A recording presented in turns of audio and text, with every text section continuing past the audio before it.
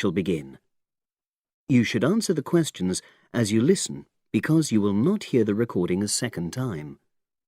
Listen carefully and answer questions 1 to 6.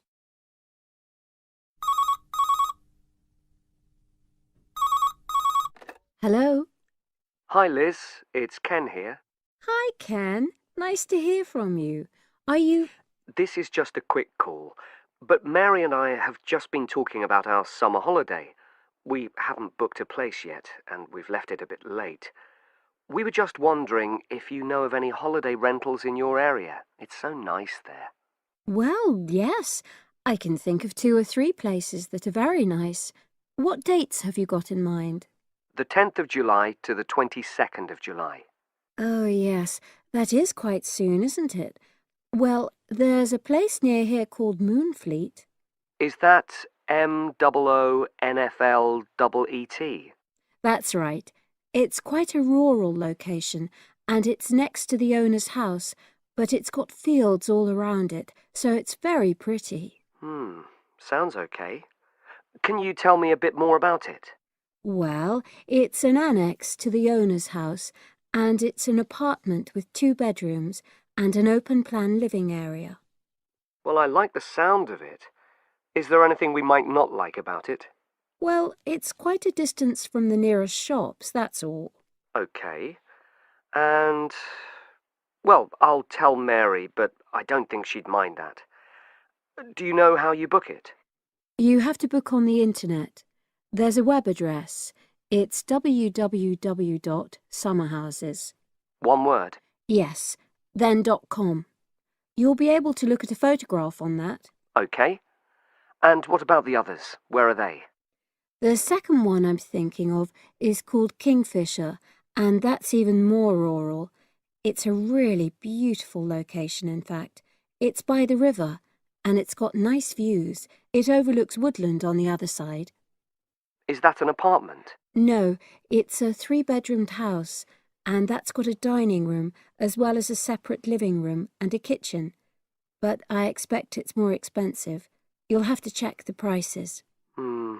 It's probably a bit bigger than we need, but our nephew might be joining us. We're not sure yet. How do you book Kingfisher? You have to phone the owner directly. Shall I give you the number? I've got it here in my phone book. It's 01752 669 218.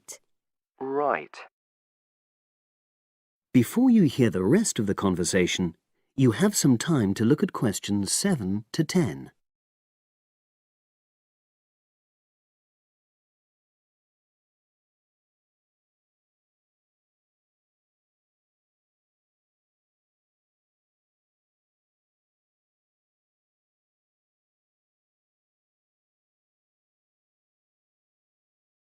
Now listen and answer questions 7 to 10.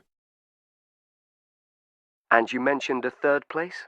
Yes, there's a house that my sister stayed in last year. It's called Sunnybanks. Nice name. And the location of that one is rather different. It's in the centre of a village, but it's a very small and quaint place. Did your sister like it? Oh, yes. It's by the sea, so her children really loved it. What's the accommodation like? I'm not sure about the number of rooms, because I haven't been in it myself, but I think she said it's quite spacious, and I know it's got its own garden. It's not very big, but it's not shared with anyone else, and it's supposed to be very pretty. Any snags? Problems? The only other thing I can think of is that there's nowhere for parking. The streets are too narrow, so you have to leave your car somewhere else and then walk to the house. It's only about 10 minutes away, but... Okay. Well, I don't think it matters personally. How do you book it? There's an agent you have to contact. I don't know his details, but I can ask my sister and let you know tomorrow. Thanks, Liz. That'd be great. I'll talk to Mary and see what she says. Thanks for your help. That's okay, Ken. I'll speak to you again tomorrow. I hope you find what you're looking for. That is the end of part 1. You now have half a minute to check your answers.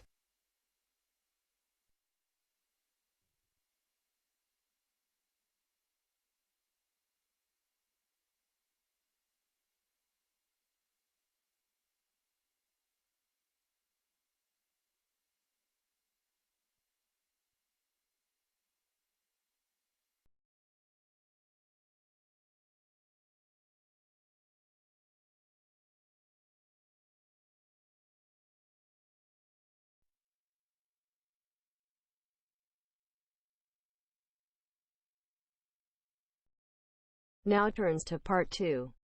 Part 2. You will hear two flatmates, Tom and Richard, talking about their new flatmate who has just moved in the week before. First, you have some time to look at questions 11 to 16.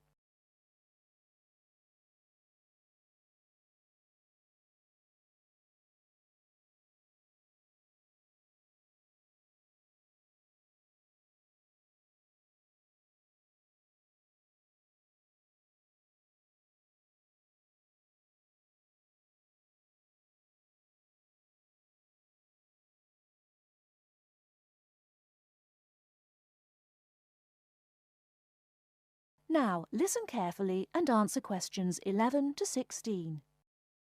Hi, Richard. I'm glad I caught you here. Can I just talk to you about something? Our new flatmate, Anders, is not quite what I had hoped. I was wondering if you shared my concerns about some of his behaviour. Yes, Tom, I know what you mean, but we can't be entirely negative. He has good points. I mean, at least he's quiet. He doesn't play loud music all night or bother others or turn his TV up, disturbing everyone. Sure, he's quiet, but remember our last flatmate?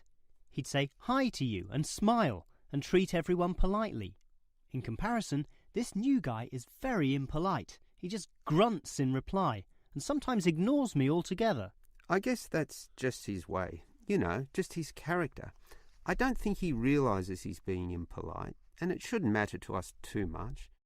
We can just ignore him too and quietly live our own lives. But his friends are hard to ignore when they visit. I know what you mean, but how often does that happen? I rarely see them, maybe once or twice a month. If they came more often, it might be a problem, but as it is, such rare visits don't matter so much. Wouldn't you say so?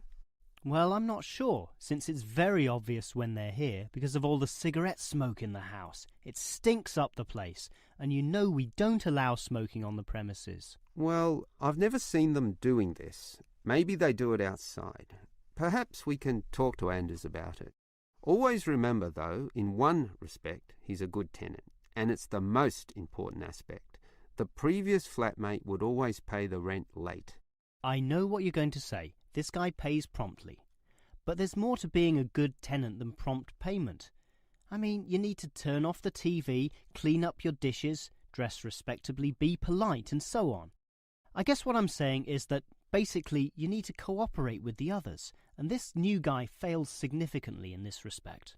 Okay, I suppose you have a point there. Before you hear the rest of the talk, you have some time to look at questions 17 to 20.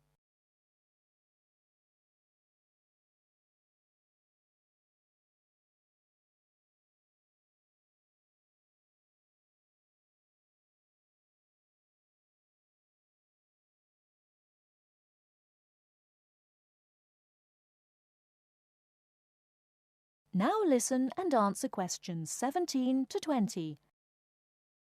I tell you what, Tom, why don't we talk to our new flatmate, Anders, about these issues? If we throw him out, we'll have to go to all the trouble of finding another flatmate who might not necessarily be much better.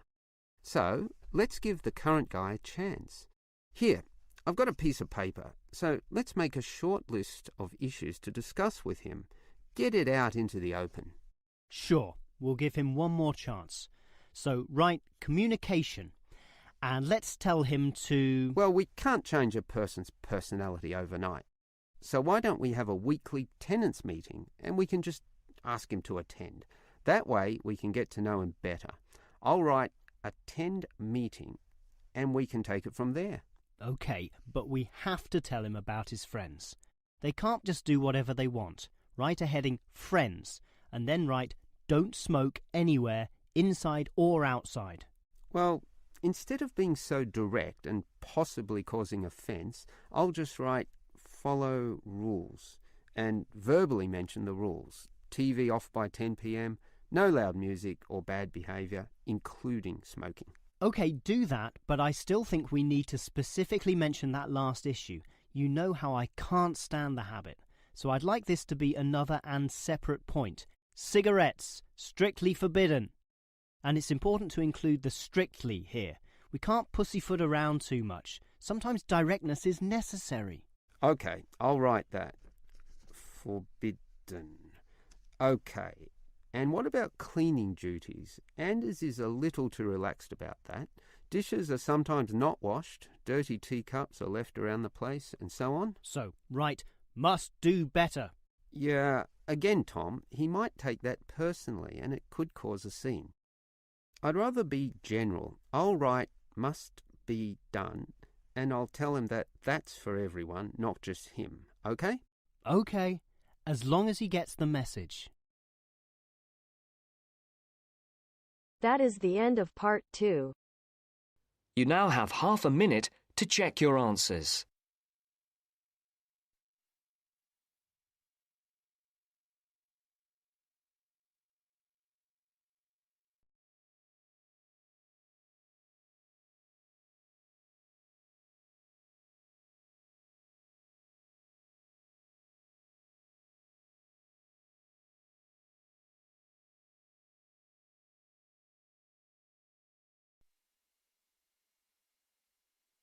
Now turns to part 3.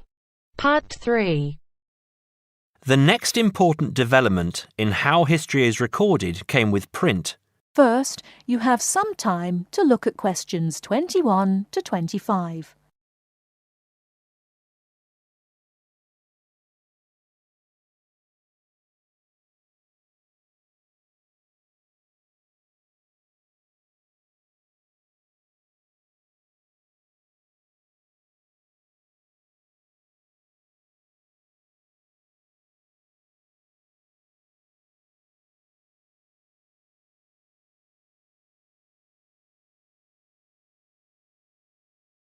Now listen carefully and answer questions 21 to 25.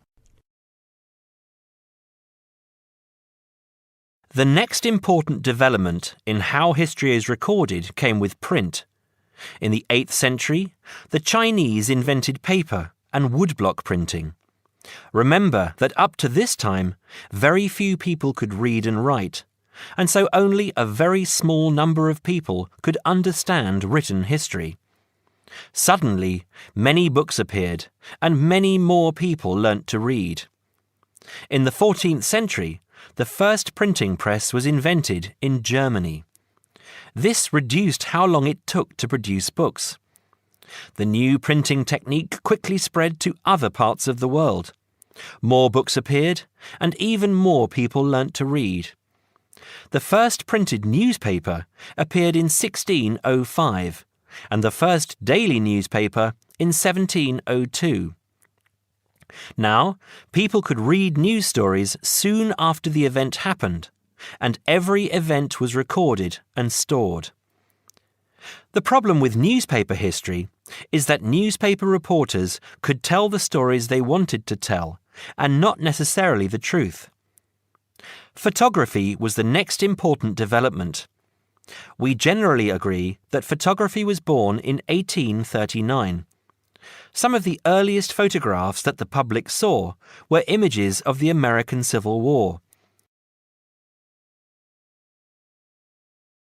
Before you hear the rest of the talk, you have some time to look at questions 26 to 30.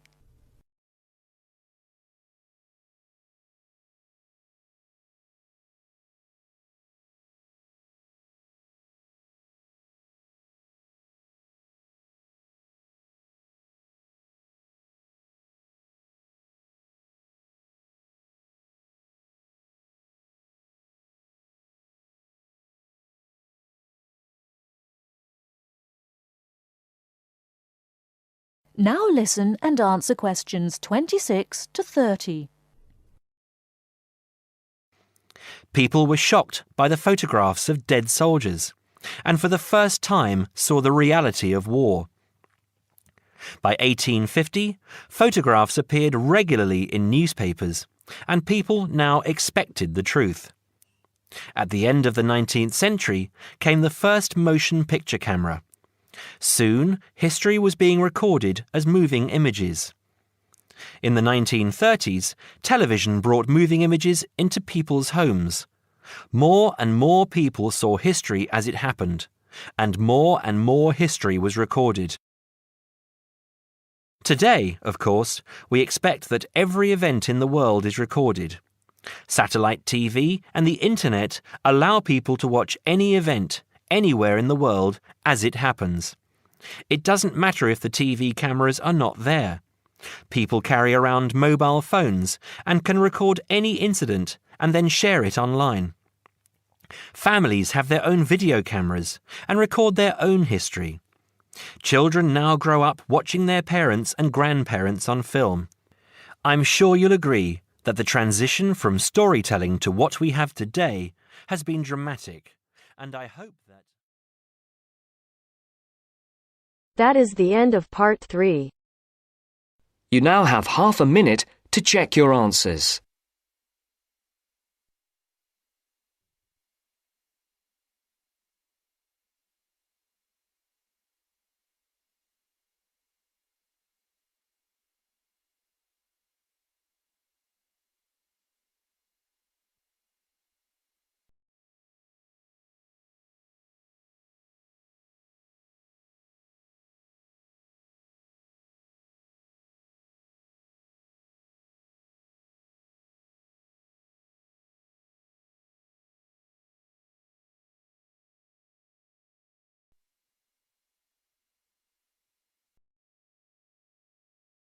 Now turns to part 4.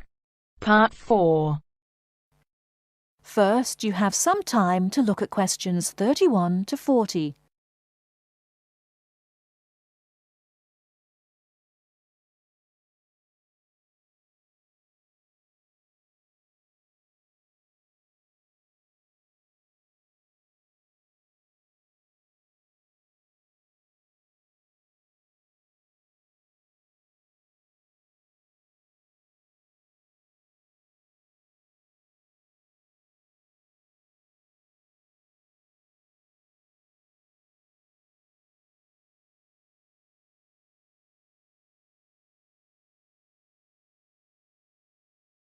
Now, listen carefully and answer questions 31 to 40.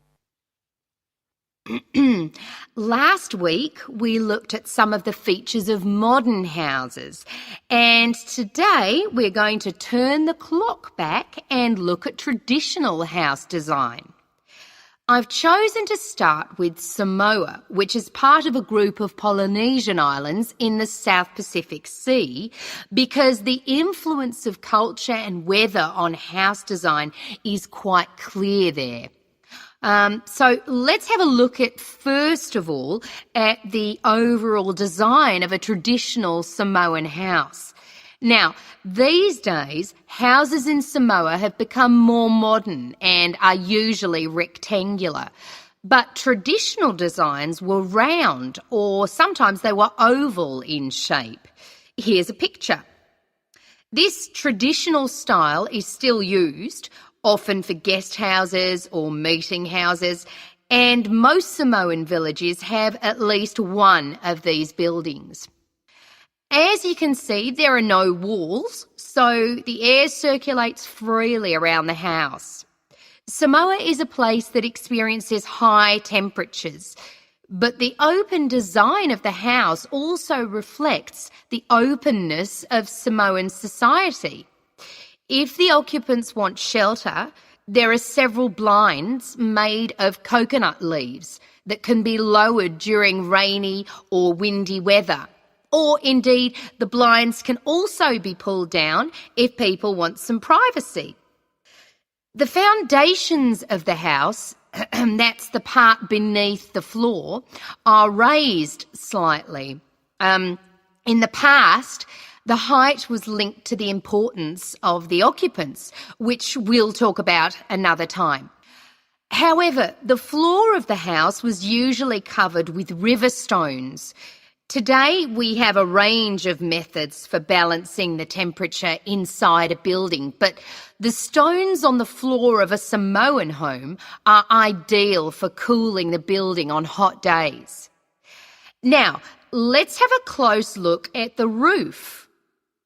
This, as you can see in the picture, is dome-shaped and traditionally thatched, or covered with leaves from the sugarcane. That's an established crop in Samoa. This was a job for the women, and it involved twisting the leaves and then fastening them with a thin strip of coconut leaf before fixing them to the roof in several layers. Now, the shape of the roof is important. You can see that the sides are quite steep, and that's done so that the rain falls straight to the ground without moisture going through the leaves and causing leaks or dampness inside the house. Then you'll notice how high the top of the roof is. This is a way of allowing heat to rise on sunny days and go through the thatching, thereby cooling the house. So, how does the house stay upright? Well, there are a number of evenly spaced posts inside. They encircle the interior of the building and go up to the roof and support the beams there. They're also buried, usually about 1.5 meters in the ground to keep them firm. These posts are produced using local timber from the surrounding forests. They're cut by men from the family or village, and the number varies depending on the size and importance of the house. Now, these posts were a very significant part of Samoan culture and did much more than hold up the roof.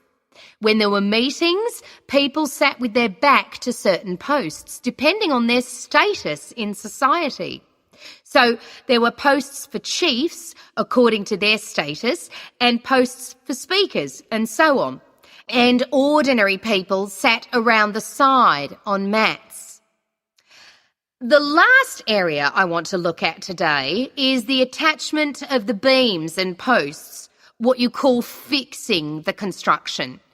Traditionally, no nails or screws were used anywhere in such a building. Instead, coconut fibres were braided into rope to fix the beams and posts together. The old people of the village usually made and plaited the rope. This was a lengthy process. An ordinary house used about 40,000 feet of this rope. And as you can see in this picture, the rope was pulled very tightly and wound round the beams and posts in a complex pattern. And in fact, the process of tying it to the beams so that it was tight and strong enough to keep them together is one of the great architectural achievements of Polynesia. That is the end of part 4. You now have half a minute